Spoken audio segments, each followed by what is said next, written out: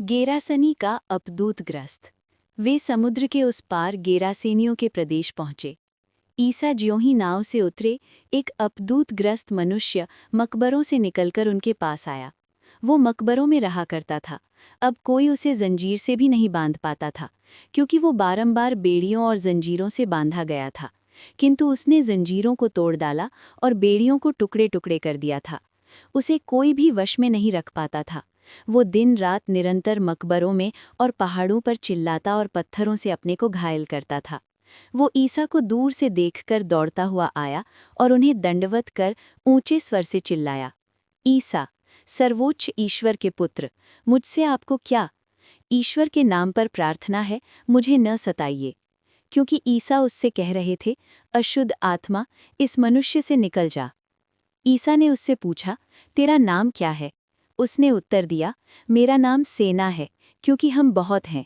और वो ईसा से बहुत अनुनय विनय करता रहा कि हमें इस प्रदेश से नहीं निकालिए। वहां पहाड़ी पर सूअरों का एक बड़ा झुंड चर रहा था। अपदूतों ने ये कहते हुए ईसा से प्रार्थना की, हमें सूअरों में भेज दीजिए, हमें उनमें घुसने दीजिए। ईसा ने अनुमति दे दी। तब अपदूत उस मनुष्य से निकलकर सूअरों में जा घुसे और लगभग 2000 का वो झुंड तेजी से ढाल पर से समुद्र में कूद पड़ा और उसमें डूबकर मर गया। सूअर चराने वाले भाग गए। उन्होंने नगर और बस्तियों में इसकी खबर फैला दी। लोग ये सब देखने निकले। वे ईसा के पास आए और ये देखकर भयभीत हो गए कि वो अपदूतग्रस्त, जिसमें पहले अपदूतों की सेना थी, कपड़े पहने शांत भाव से बैठा हुआ है। जिन्होंने ये सब अपनी आंखों से देखा था, उन्होंने लोगों को बताया कि अपदूतग्रस्त के साथ क्या हुआ और सूअरों पर क्या क्या बीती। तब गेरासेनी ईसा से निवेदन करने लगे कि वे उनके प्रदेश से चले जाएं। ईसा नाव पर चढ़ ही रहे थे कि अपदूतग्रस्त ने बड़े आग्रह के साथ ये प्रार्थना की, मुझे अपने पास रहने दीजिए।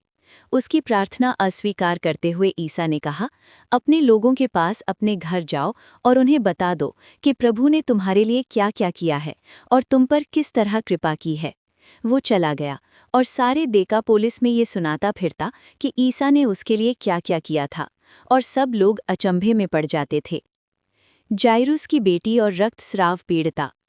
जब ईसा नाव से उस पार पहुंचे तो समुद्र के तट पर उनके पास एक विशाल जनसमूह एकत्र हो गया। उस समय सभागृह का जायरूस नाम एक अधिकारी आया। ईसा को देखकर वो उनके चरणों पर गिर पड़ा और ये कहते हुए अनुनय विनय करता रहा, मेरी बेटी मरने पर है, आइए और उस पर हाथ रखिए, जिससे वो अच्छी हो जाए और जीवित रह सके। ईसा उसके साथ चले। एक बड़ी भीड़ उनके पीछे हो ली और लोग चारों ओर से उन पर गिरे पड़ते थे। एक स्त्री 12 बरस से रक्तस्राव से पीड़ित थी। अनेक वैद्यों के इलाज के कारण उसे बहुत कष्ट सहना पड़ा था और सब कुछ खर्च करने पर भी उसे कोई लाभ नहीं हुआ था। उसने ईसा के विषय में सुना था और भीड़ में पीछे से आकर उनका कपड़ा छू लिया, क्योंकि वो मन ही मन कहती थी, यदि मैं उनका कपड़ा भर छूने पाऊं तो अच्छी हो जाऊंगी। उसका रक्तस्राव उसी क्षण सूख गया और उसने अपने शरीर में अनुभव किया कि मेरा रोग दूर हो गया है। ईसा उसी समय जान गए कि उनसे शक्ति निकली है। भीड़ में मुड़कर उन्होंने पूछा, किसने मेरा कपड़ा छुआ?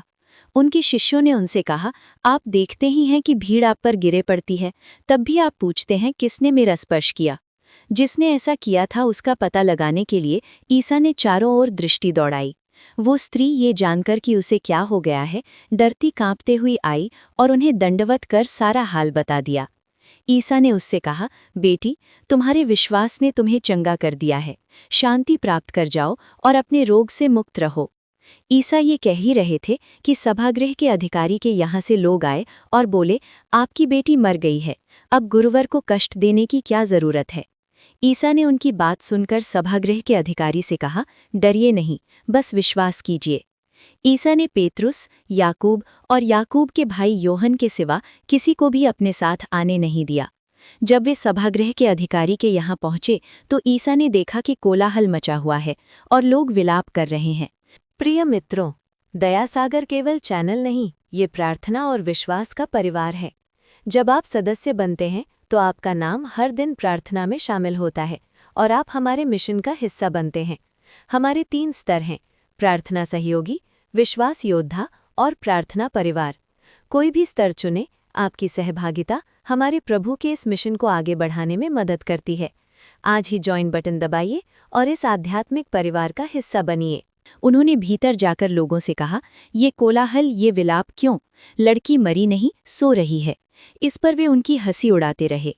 ईसा ने सबको बाहर कर दिया और वो लड़की के माता पिता और अपने साथियों के साथ उस जगह आए जहां लड़की पड़ी हुई थी। लड़की का हाथ पकड़कर उससे कहा, तालिथा कुम। इसका अर्थ है, ओ लड़की, मैं तुमसे कहता हूँ, उठो।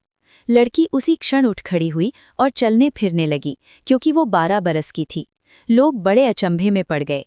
ईसा ने उन्हें बहुत समझाकर आदेश दिया कि ये बात कोई न जान पाए और कहा कि लड़की को कुछ खाने को दो।